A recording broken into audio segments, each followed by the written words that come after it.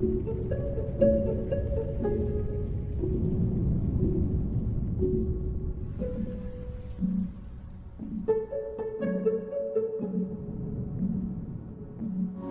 dear Fouad.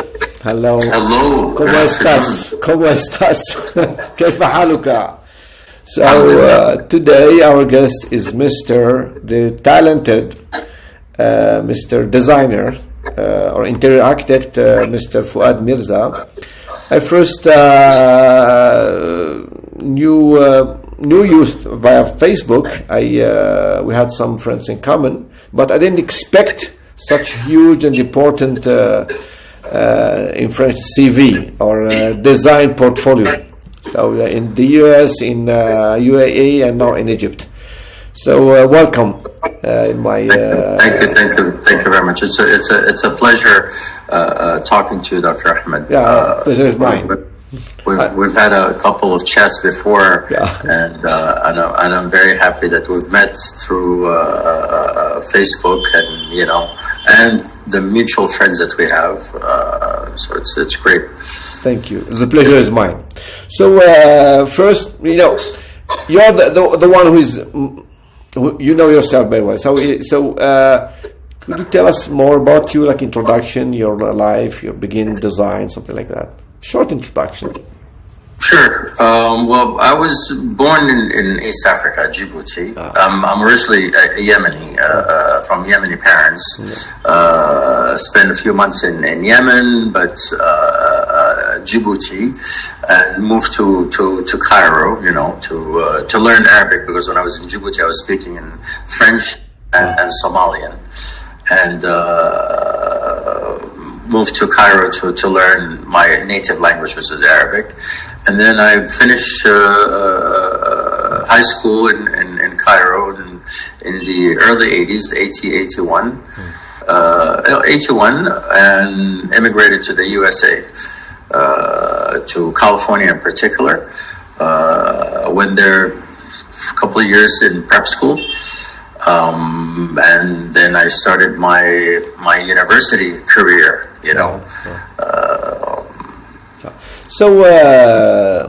that shifting.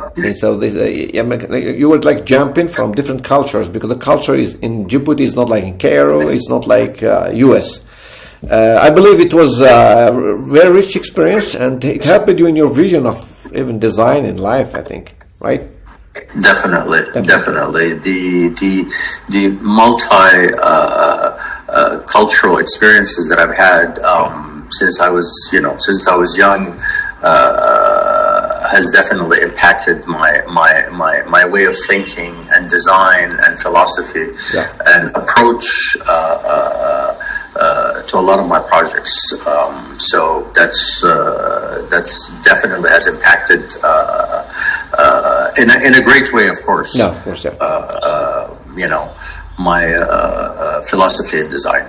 So why the US? You could go, for example, to France, maybe, I don't know, but why did you choose the US? Well, I had the choice of going to England, since my cousins went to school there. But I was always attracted to the Western world, the far west, Far west, yeah. And that's why I selected California, because California seemed like it's the end of the world, It's on the other side of everything, of Earth, So that's why I thought it would be great to have, to have experienced, that part of the world, so that's why I selected the USA. Plus, the USA is a continent, itself. So it's like multi-cultural experiences within one country. And that's something very special. That's something that I was looking for. I think even the system in US, when you went there to. For example, if you come to Algeria, for example, it's almost you have to in studies you have to begin from zero almost if you don't know the language, basically French. But I think in US, you talk about prep school. I mean, they can adapt you to study there, right? Of course, make things easy. So what's prep school exactly there? So prep school is kind of like an international school to get you ready to qualify you for colleges and universities. So it's an international school. I had colleagues from Middle East, from Asia, from Europe, from all over the world. And, it's kind of like a step before. And that's where you take also your tests before you enter university, or you apply for a community college or a university. So it's necessary, especially if you're not an English speaker, so it's very important to go to a prep school. Yeah, that's great. So at least you have chance to rebuild your life there. In Japan, it wasn't. You have to study the Japanese first, which it takes 1 year, and then you begin the battle. And it's not easy at all. So sure. Yeah. So what did you choose? You told me in our previous interview, why did you choose design at college? Well, honestly, at the beginning, I didn't choose design. I was when I graduated from high school, I was a literature major. In the Middle East, you have literature or scientific majors, and I was a literature. Even though I really enjoyed chemistry and biology and geology classes, but I wasn't into algebra and mathematics, so that kind of held me back from going in that field. So when I went to the USA and I went to a community college, the system in the USA is completely different than it is in the Middle East. So I was able actually to experience or to take some of those classes that I was interested in chemistry and geology and biology and philosophy, computer science, and at that time it was like in the 80s, it was still, so I spent almost 3 years going to a community college, taking just different courses, just learning, and then I went to Fresno State University, and I took and I stayed there for a couple of years, also doing the same exact thing. So I've had so many years of just deciding, what I wanted to do, and it was something that I really liked doing, that I enjoyed doing, but a lot of my colleagues have already graduated from school and university, and I'm still, and then I decided to stop and go into fashion design. Fashion design. In fashion design. So I moved to San Diego, and I got involved, in fashion design for about 3 years.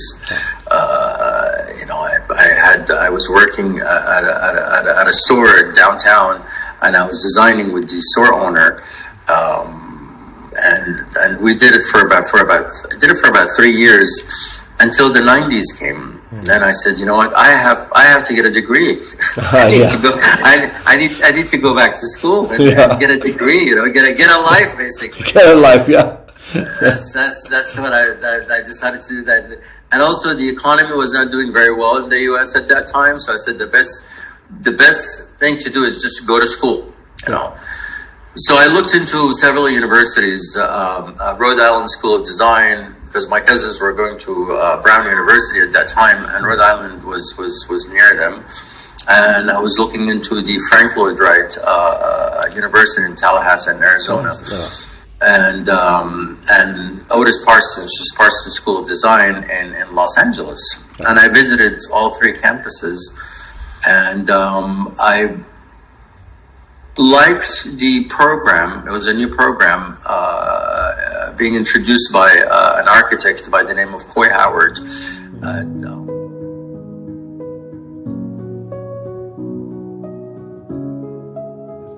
But because we were all really right out of graduate school, we were teaching at that program, and Venturi and Meier and all these people would come. And up until that time, none of us had ever met anybody with any major credentials, sort of, heavyweight in the profession, had reputations essentially, and had built work. And in the course of that, and some of us discussed this, we realized that these are just guys. They're not special gods. I mean, they don't have any real, thing that we couldn't have. We really couldn't do. So what it really did is it raised our ambitions. I mean, all of us became a little bit more aggressive with regard to our ambitions and what we could accomplish. And the vehicle for actually doing that was the PA Design Awards. Progressive Architecture Magazine, which doesn't exist anymore. I think there's still a design awards program, but an architecture magazine. But Progressive Architecture, every year we have these juried awards, and people would send in designs, and then they would have a select group of 4 or 5 people who would review these designs, and they'd give awards, and they'd publish the winners in January. That became the fastest vehicle to get your name into the national arena. At Otis Parsons School of Design, I liked the program and what it included, and I've decided to go in the program. Plus, the weather in LA and the lifestyle in California is just the kind of lifestyle that I'm attracted to. The sun, beach, palm trees. That's opposed to snow and So that's when I got involved in design, because I've always been creative in my own way, and I found that design was my passion, and that's what I wanted to do for the rest of my life. That's good. So, a question about it's like terminology. People often mix up between interior design and interior architecture. Is there any difference between them? The interior, yes.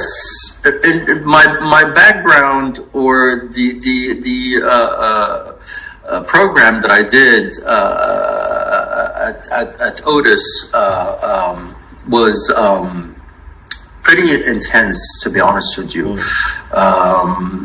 It was a program that was designed around design in all aspects, in all of its aspects. So whether it's architecture, interior design, furniture design, product design, and landscape as well. And the studio classes were taught by professional architects and designers. So each studio, each semester, we had a firm or a boutique firm of architects, and they were teaching us the course. So I had the chance to learn about. It wasn't a program intended only for interior design. It had architectural design. It had an environment, basically. You design for an environment. You're not focused only on one thing, which is interiors. And that was the part that was very, very attractive in the program. And that's exactly what I wanted to do. I didn't want to focus only on doing interiors, wallpaper, and furniture and things. I wanted to do more of a space, how to deal with a space, how to deal with an environment, how to create an environment for a certain lifestyle. So yes, there is a difference between interior design and interior architects. You have, I think, interior architecture. What you do, you could alter the space to fit a certain lifestyle, that is suitable for a client. Opposed to interior design, you're basically, you have your interiors. All your focus is on the interiors, on how you're going to deal with an interior to fit your client's requirements. I see. For that specific space. No. So that's the best definition and explanation I have ever heard or read. Thank you very much. Now things are clear for me. So now I'm talking now. I'm trying to make a shift towards your professional life. Just question before in the U.S. because you practiced it first. You did practice first in the U.S. right? So in the US, for architects, they have to get a license, right? Like, for example, in Japan, there is national examination and something like that. In Algeria, no, they don't have. For interior architects, interior designers, do you need any examination before? I mean, you don't need an examination, no, but you could go get a license in ASID, you could get a license in, different licenses, for certain programs, but you don't have to. Once you graduate from school, all you need is you need a life experience. Life experience. And that's what I did right after I finished. I was hired actually before I finished school to work in the furniture business. And that's how I started. I started in the furniture business, European furniture mainly, and I did it for a while. I started in sales, then I went into design, and I went into management, became a creative director, a buyer, until I owned my own furniture showroom in LA. And that was kind of like the compilation. Or the everything that I have learned for 7 years in the furniture business, which was creating my own vision, And you told me you opened your first office or company in Hollywood, right? I opened my first showroom in Los Angeles on Beverly Boulevard.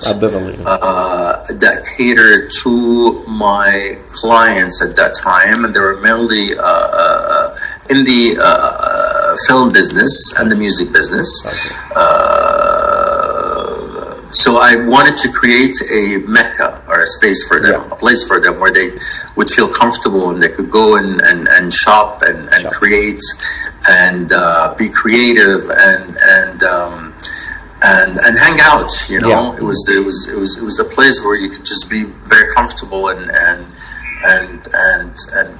feel free to just to hang out and talk, and it wasn't a typical showroom. Even the design of the showroom was very inviting. It was like a loft, like a New York loft. It was like a big fireplace in the center, and then you have a living area, and you have a private area. So it was very, very welcoming. I see. And I think from there, when you get in touch with people from the music, maybe movie business, so you had your first projects, right? You had to deal with the famous people, right?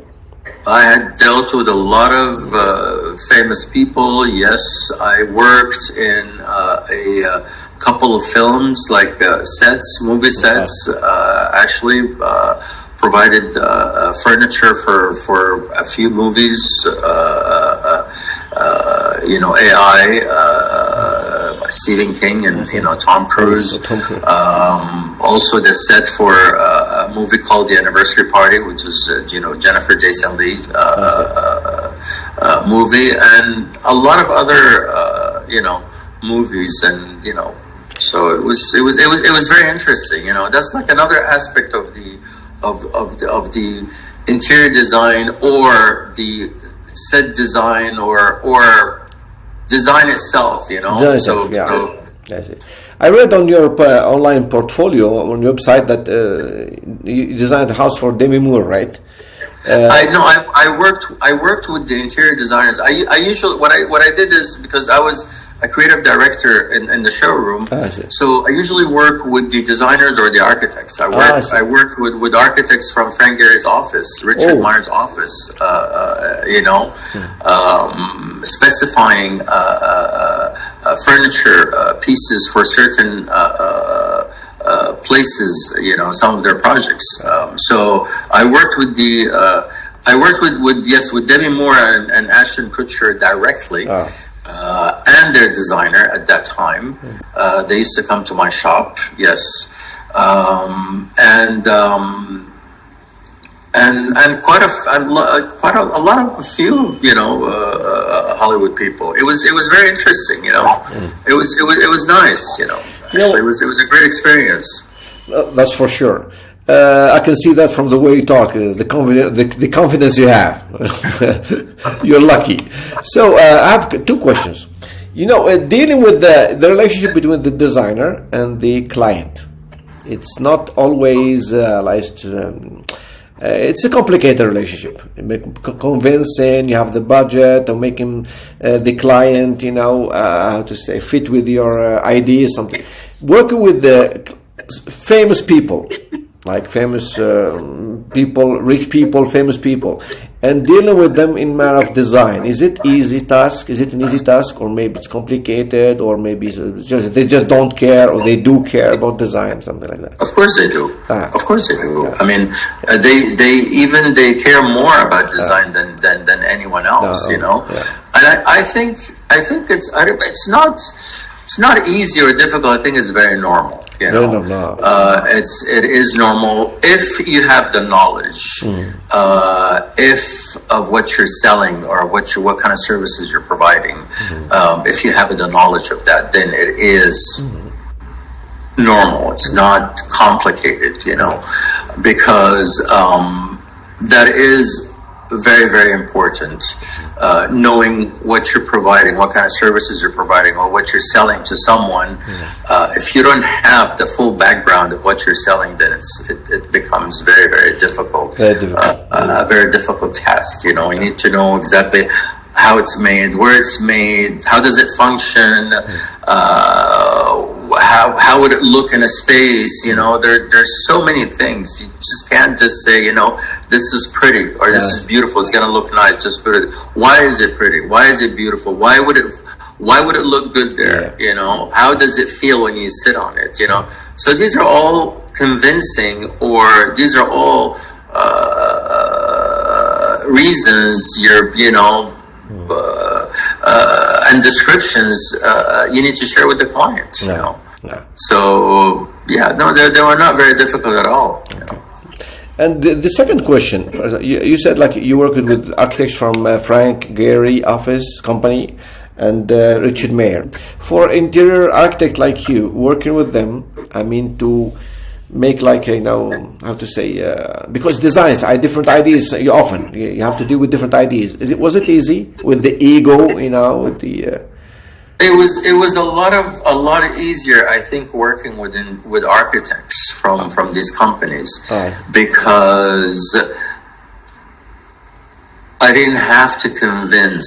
I didn't have to do a lot of convincing, because I understood the space. I understood the environment that they're trying to create. I understood their color theme, exactly what they wanted to achieve. So we had already.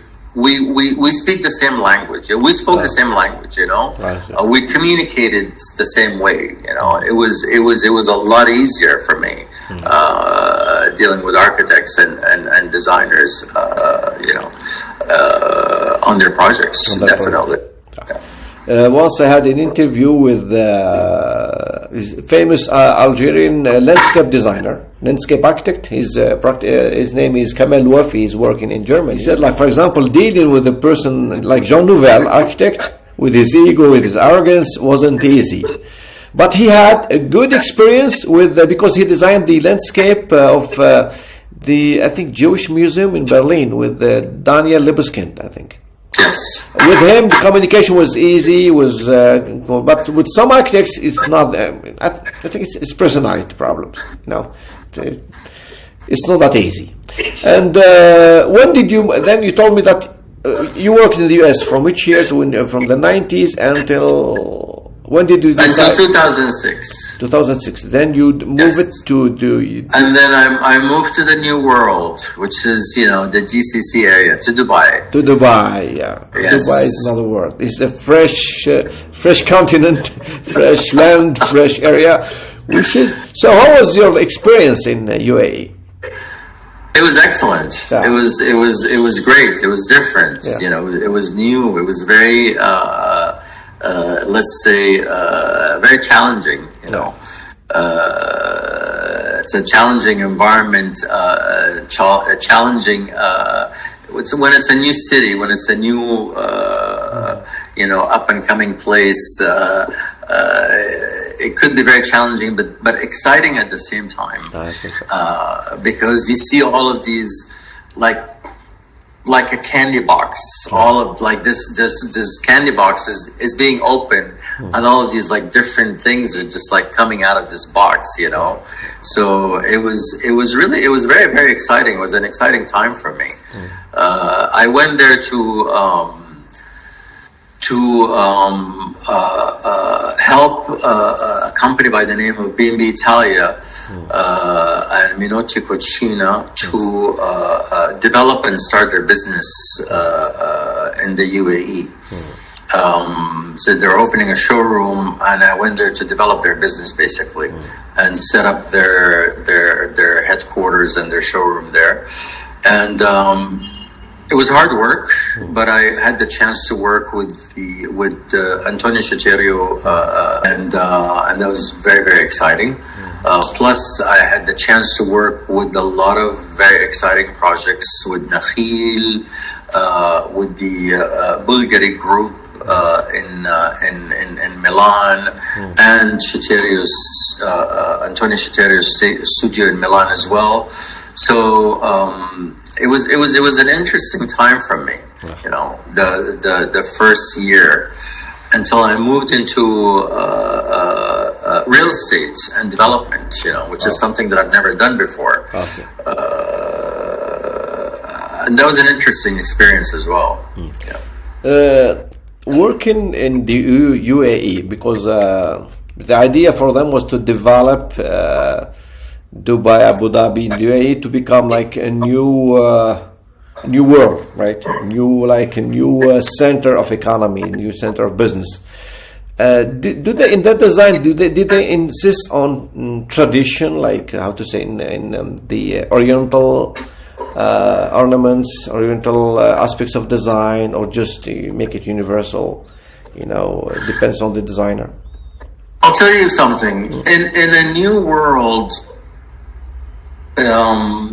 people there are like sponge, you know.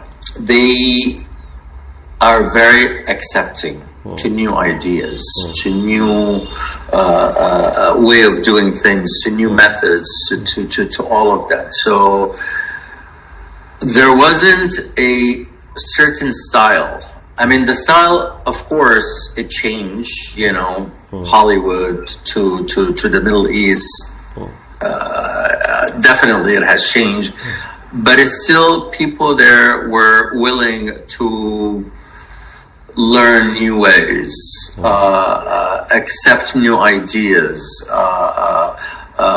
work in a different way. So my experience, I was very blessed, I guess. I was able to accumulate or to work with great clients, you know. And a lot of people there that I worked with, they've trusted my experience as well. You know, I've had 10 years of experience before I moved there. So they were very welcoming to my new way of work, you know.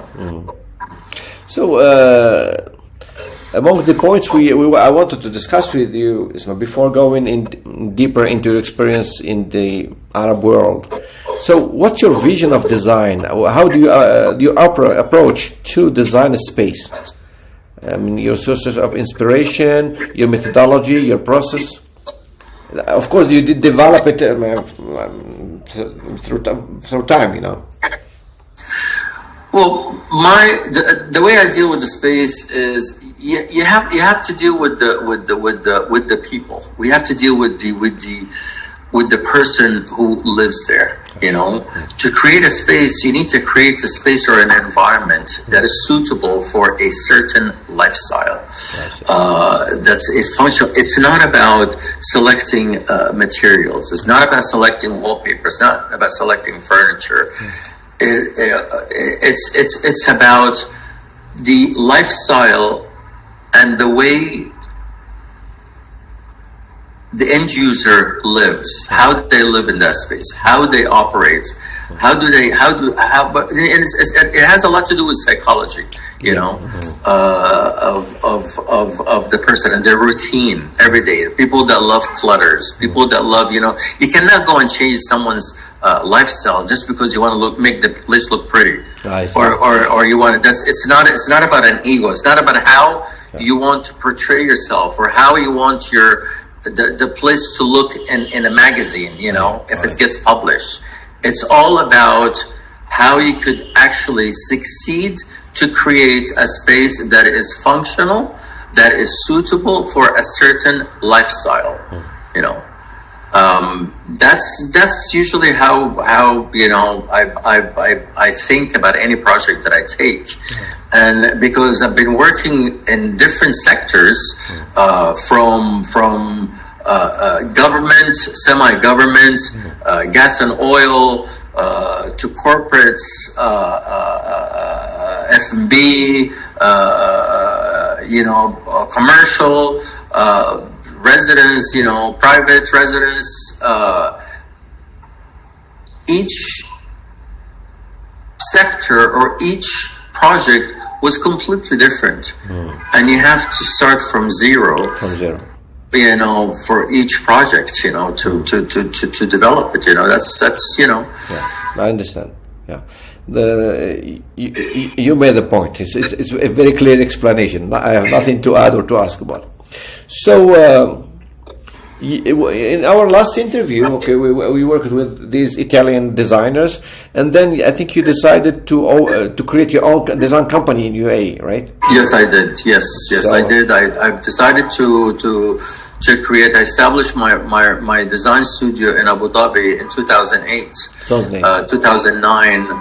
And, you know, right after I got my first semi-government project, it was a project for the environmental design of Abu Dhabi. Yeah. And it was a very interesting project. I was actually the client representative and creative director. So I get the chance to select the consultant and the contractor, you know, to do the project. And I did a lot of traveling to Europe, to select all the furniture. We also had to create a museum within the offices to showcase the fossils and the mummified animals, you know, of the region.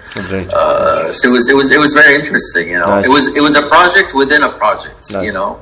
Doing like office spaces, then we created like a miniature museum inside the office space. Yeah, the environment there, I think, it's fresh. It encourages design, new ideas. So, but I guess you had a very busy life. Very busy. Yes, I did, of course. Very busy. I was working around the clock. That's for sure. But I love working under a lot of pressure. I love working around the clock. You know, it's design is passion. Yeah, that's what I've always, you know, told myself and my colleagues and my team, you know, at my office. Design is passion.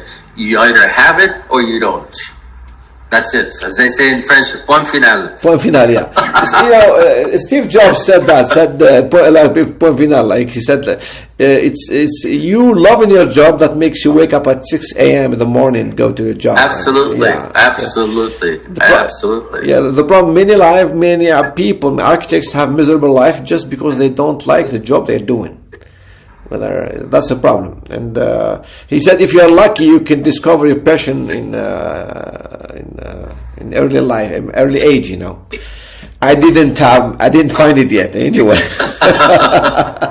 So, what are the famous foreign design companies that you worked with while you were in UAE? Norman Foster, I think. I worked with Gensler, a few companies, but I had my own company, so I didn't really work with companies. Okay. I mean, I worked with in my projects. I worked with HOK because I did a project with Atkins. Because I did a project in one of their buildings. But I didn't. I was the interior architects or the consultants, for those. So I had to deal with these companies, Atkins is like an architecture company? Or, yes, it is. I see. So in our last discussion, we talked about two projects that you did love, or you do love. The EPIC, International Petroleum Investment Company. IPIC, yes. IPIC. I read in French. IPIC. Okay, sorry. Yeah. Sorry for excuse my Hebrew. Anyway, IPIC and the ADNOC headquarters, right? Yes. The pronunciation is correct, right? So I ADNOC, yes, and IPIC. My IPIC is the project that I treasure the most, and is one of my favorite projects. I was really surprised to see that project in a movie called Six Undergrounds.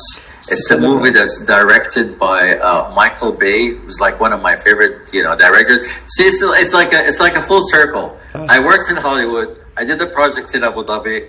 And the movie was filmed in Hollywood came back. It's like a full circle, Yeah, that's karma. Exactly. When you make a design of a building and then you make a movie where there's like a shooting or something, and then after the shooting they have to, for example, there's explosion, something, an accident, something like that, like Tom Cruise does often.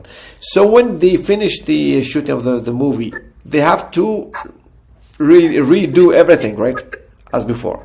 Do they consult you, like if you were the designer, or no? They do it on their own way. They don't. No, they don't. They that's all in their.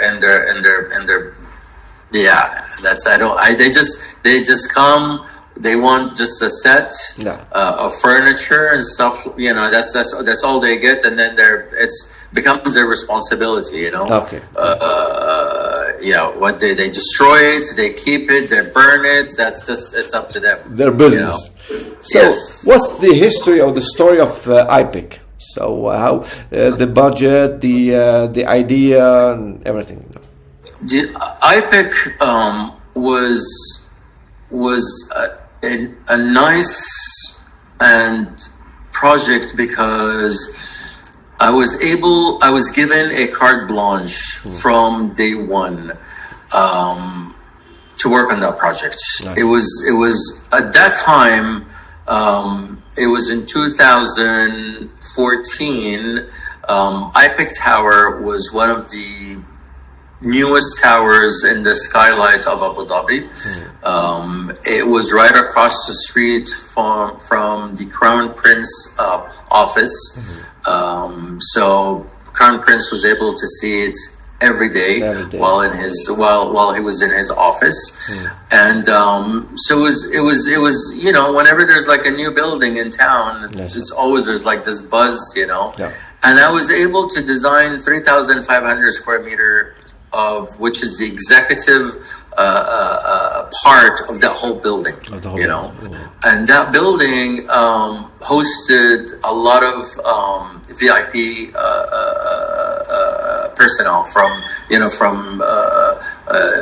big dignitaries, from presidents, sheikhs, rulers of countries, ministers, so. To me, it was very, very, very challenging because the first thing that came to my mind was the Empire State. How impressive it is when you enter the lobby of the Empire State. You see the big painting of Diego Rivera in the back. That whole setup. It just is so impressive.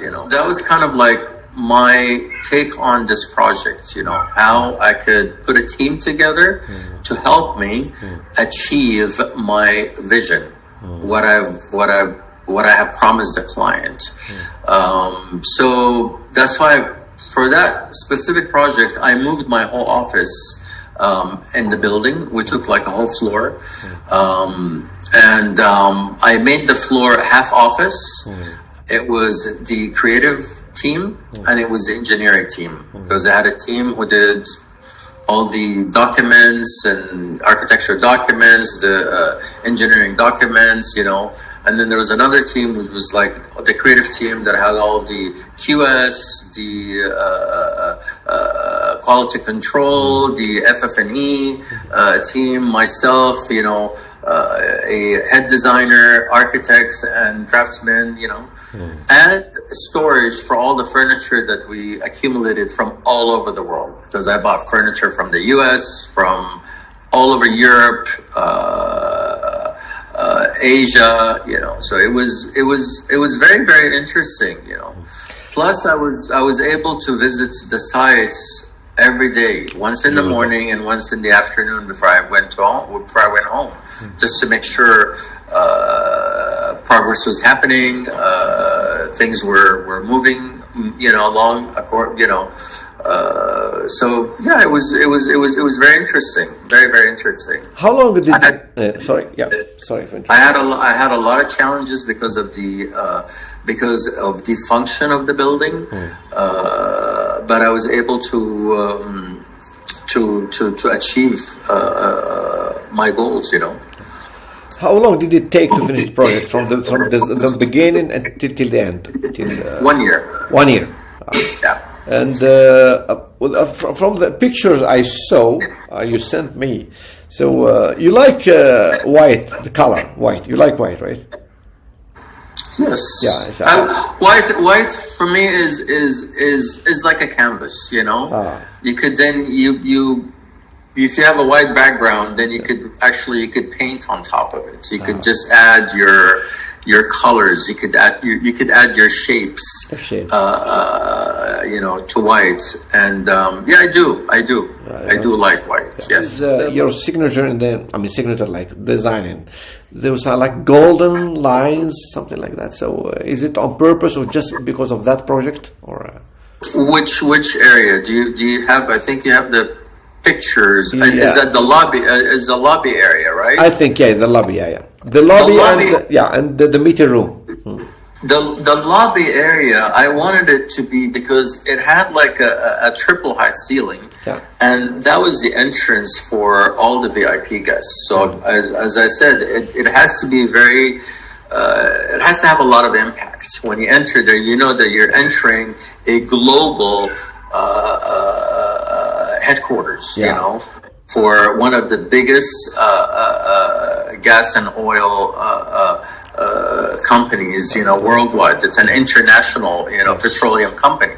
So you need to have that impact. So that's why I did the world map in bronze. You know, 3D effect in the background, and that's maybe like a 10 meter or 14 meter long reception desk, plus that chandelier that was custom made by one of my friends in Milan. Is a sculpture. It was all bronze. Mauro Mori.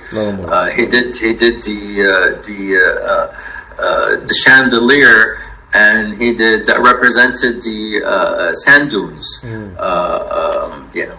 And the sculptures at the entrance it doesn't show in the picture, you know. So that was your first impression when you enter the building. So it has to have a lot of impact, and it has to give you an idea or a sample of what you're going to be seeing upstairs when you go to the 34th and 35th floor. The flooring of that entrance, that was a very, very important aspect of the design, because I went to Greece.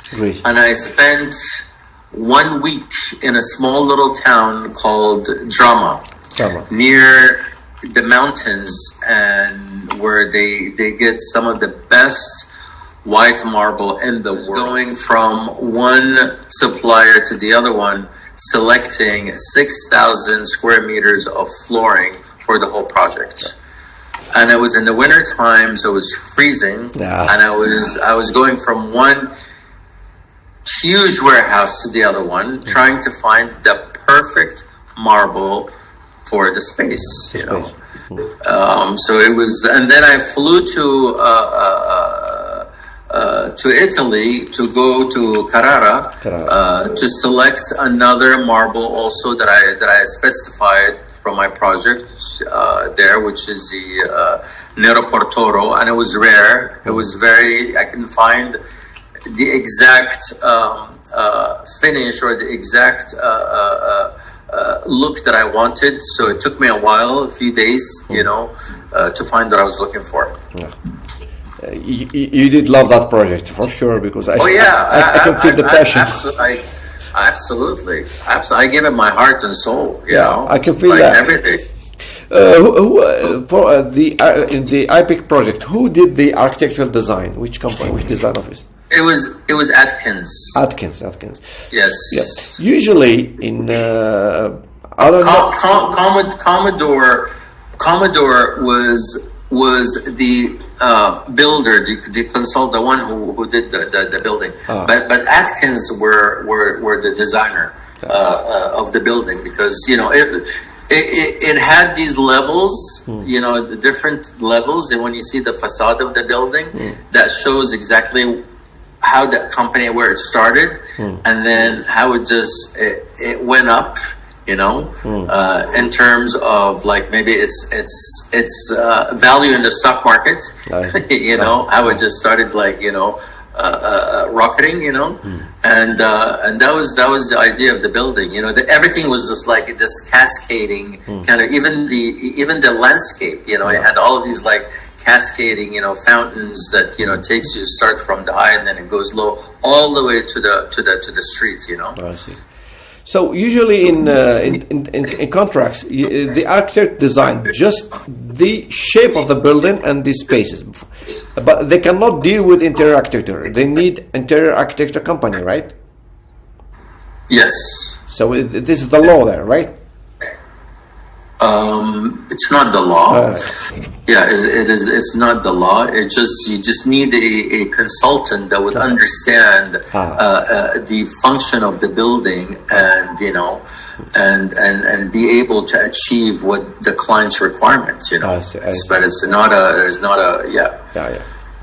Because for example, in other countries like here, I don't know in Egypt, but like here in Algeria, the architect does everything, and you can't do everything. You cannot deal with everything, right? You need consultants. You need, for example, for the landscape, for the gardens, you cannot do everything. I mean, right?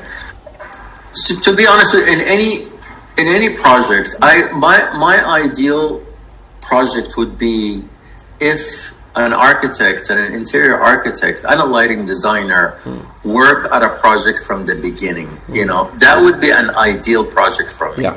But to have to design a building, architects will design a building to look fantastic from the outside and function according to their understanding or of functionality.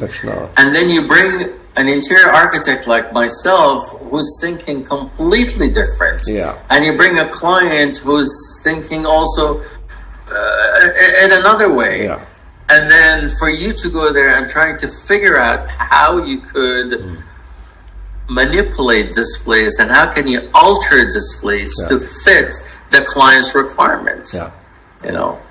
So I am the one in the middle who's trying to connect these two things together, you know, to put the puzzle to put it together, you know. It's challenging. It is stressful. I can't do that. It is very challenging in some buildings, but some other buildings were, you know, it was easy. Like for example, IPIC, they needed some more natural light, you know. The building only had windows on both sides, but didn't have any natural light in the center. So what I had to do is I had to move the chillers of the building from the roof area and create a glass skylight up on top.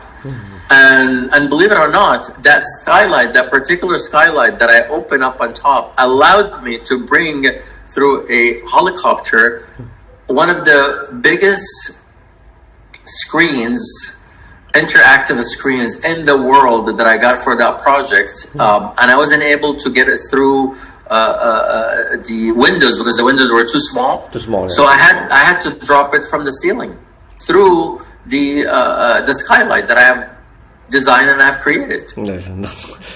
How big was it? The interactive screen? It was like 7 meter by 7 meter. Oh, so without They started to shift all the chillers and everything on the side of the building, so we could open.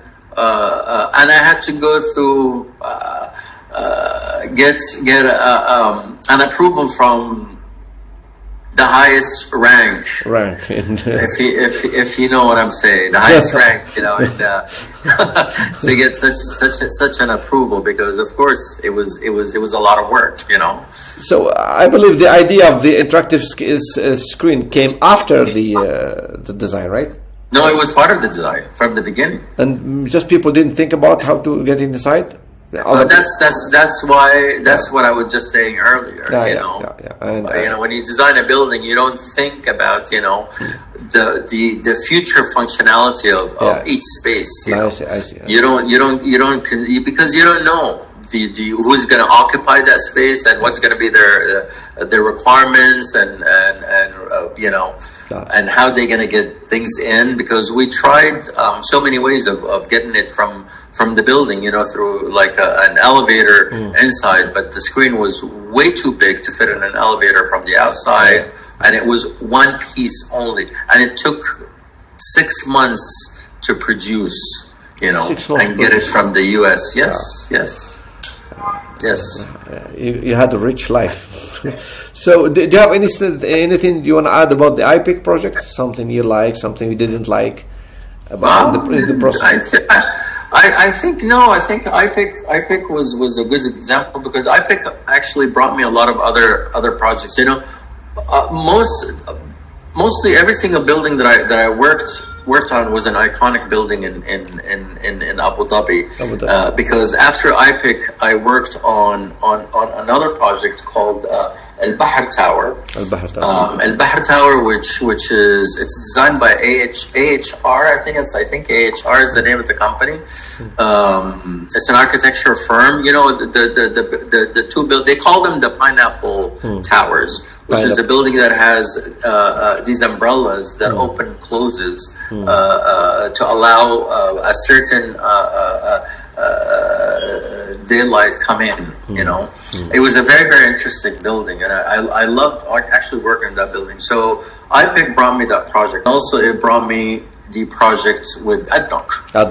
You know, because I was there all the time, and the last 2 months before I delivered the project to the client, I had a lot of requests from different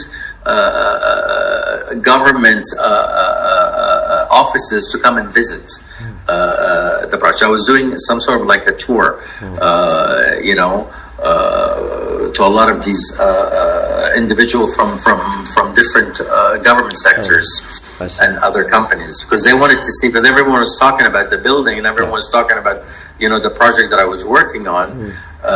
So a lot of people the last 2 months were visiting to see. Nice. So it's your image, you know, that design, your signature, and I mean, build signature. Yeah, because it was really, you know, working with every single little detail. The staircase, the glass staircase, which I called Staircase to Heaven. I had this architecture firm by the name of Busnelli. It was in northern Milan. They were the only people who were able to make. The staircase was designed to be glass only, no metal structure whatsoever. Nothing. It was a transparent staircase floating on a pool of shallow water. You know, so it was supposed to be like a transparent, staircase from the 34th floor, which is where the managing director, to the 35th floor, which was the office of His Highness Sheikh Mansour, at that time. And so I wanted something that is completely transparent, and that's why I called it, Staircase to Heaven, because it was just like you just see the people floating there, especially how they dress in the Middle East. They're all in white, yeah. So like when you walk through the staircase and you're all dressed in white, it's just it was very, very interesting, Well, that song of I think AC/DC, Staircase to Heaven. No, the singer, the band who made that song, Staircase to Heaven. Yes. AC/DC, right? No. The band who made that song. Yes, I think so. Yes, yeah, I think so. Yeah, Staircase to Heaven. I attended the concert in Osaka, the last one. So let's go now to ADNOC, your second beloved project, ADNOC headquarters. So could you please tell us about ADNOC has acquired one of the buildings that was designed by Norman Foster's and Partners. It was it's the World Trade Center, and there were two buildings. One building that was a residence, a hotel, and the other building was a business building. And it was acquired by ADNOC, because what they did is ADNOC is a multi-diverse company. It's not just an oil company. So they have different sectors within ADNOC that deals with plastic, that deals with waste management, that deals with production of cars, different things. So they wanted to move 3 of their major subsidiary companies into this tower, and this tower is about 58 floors, I believe. And so I worked with their architect at that time. Her name was Engineer Sami Ibrahim, very talented and a great person to work with. And we were the interior designers of that the building. The building was a sustainable green building, so you couldn't actually play with the MEP inside on the floors, and you had to pay a lot of attention to how you were going to create the spaces, So it took me 2 months to just come up with to do a space plan. And I wish at that time AI was was available, because that would have been a great tool to help me create a space, to plan the space. And plus the space, all the partitioning and all the offices that we design or that we've selected, they had to be collapsible, just for any expansion in the companies or anything in the future. So we had to do a big study with the help of the HR department and see how we could create a space for them that is sustainable and that would be usable for the next decade or 2 decades, with the company expansion in the future, keeping in mind the company expansion in the future. So, it was, and because there were 3 different companies, we had to differentiate between each company, and it has to be very subtle. It couldn't be a major shift of design from one company to the other. It has to be extremely subtle. So that's why we played with colors to tell the difference between each company. And when you're in the lobby of one of those companies, you know exactly where you're going and where you're at. Did Norman Foster personally, design that building, or just his architects did design that building? Well, the building was designed by Norman Foster, but I think he is the one who initiated the design, the because he's the one. Yeah, at the beginning, he's the one who met with the authorities over there, and he came up with the idea and everything. But it was his original design. His design, you know. Yes. People working with him, like from your experience, do they think like him, or his approach to design, or just? I'm sure. You know, Norman Foster is a great architect. He's one of the greatest architects in our, you know, in our world now. And his approach to spaces and to design is very, very unique. And it's very. And you can tell, you know, like John Nouvel and you know, Tadawando and all, you know, you can Hadid. You're able to just from looking at the building from the outside, you'll be able to say, you know, this is like a Foster building or Zaha or that. So Norman Foster is you know, has that signature in his design, and you know, I think you could tell from the shape of the building that it is a Norman Foster you know project. Definitely. Yes, so definitely. Working on the interior architecture of a Foster building, is it different than working on the interior architecture of another architect? Yes. Yes. Yeah. It was very restricting. Restricting. Very restricting. Because of all of the MAP work that was put in the building, how the grill were designed in the building, and the ceilings were custom made ceilings, you know, and we weren't able to touch the ceilings, you know. Because then what we do is we change the whole functionality of the ceiling, you know, in terms of the HVAC and in all of that. So it was very, very challenging, definitely. That's why it took me 2 months to create a floor plan to work with the ceiling grid and with the flooring, how the spaces were designed. It took 2 months or more, even than 2 months. I felt that from the way you talk about this project. I felt like there were a lot of restrictions. Maybe because he's like high tech, a lot of details. His builders always have a lot of details. Exactly. Very, very, very technical. See, the difference between IPIC and ADNOC, one was very creative. And it has a technical aspect to it.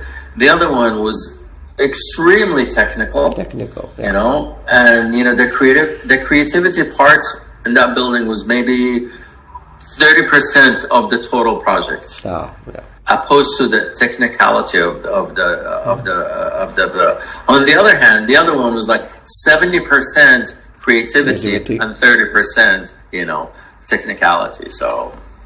Thank you very much. You gave me the best explanation of the repercussion, maybe the consequences of a design of one architect compared to another. You know, so how the boundaries of creativity that allows to architects, interior architects, and landscape architects. I was sure because high-tech people like Renzo Piano, Norman Foster, Richard Rogers, I think the architecture, well, I do respect the architecture. I used to like it when I was young, but now I feel like it's more, very technical. It's like the machine age architecture. Man. I don't know, man. That's my opinion, maybe. I don't know. So, how about Tawazun, your newly created company? Can you? Well, Tawazun was up and running in Abu Dhabi, and then once I left Abu Dhabi and moved to Cairo, to Egypt, I kept Tawazun for a while, but I went to a personal change,